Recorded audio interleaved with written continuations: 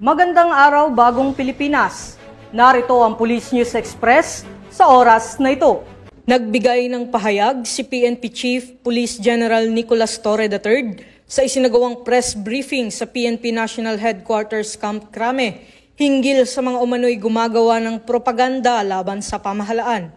Sa kanyang mensahe, kinwestiyon ni Police General Torre ang integridad ng mga nasa likod ng propaganda laban sa pamahalaan, lalo na't humihiling pa ang mga ito ng formal na investigasyon, ngunit kalaunan ay kumakapit sa kanilang right to remain silent at right against self-incrimination. Enablers din. If you are so proud of what you've done, if you think that what you did was the correct thing to do, why is it now that when you are asked in a formal investigation, bigla na lang mag-right to remain silent at mag-right against self-incrimination kayo?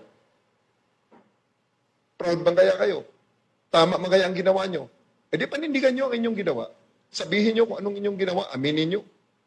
Pero deep in their heart, alam nila, that's not moral, that's not the true dispensation of justice, and that's why they cannot defend it in an open public discourse.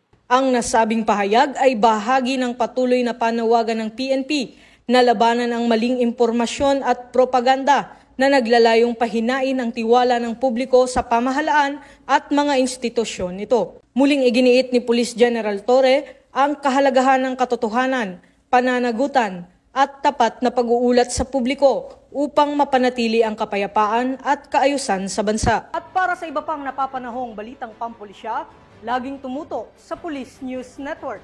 Alagad ng batas, tagataguyod ng balitang pulis.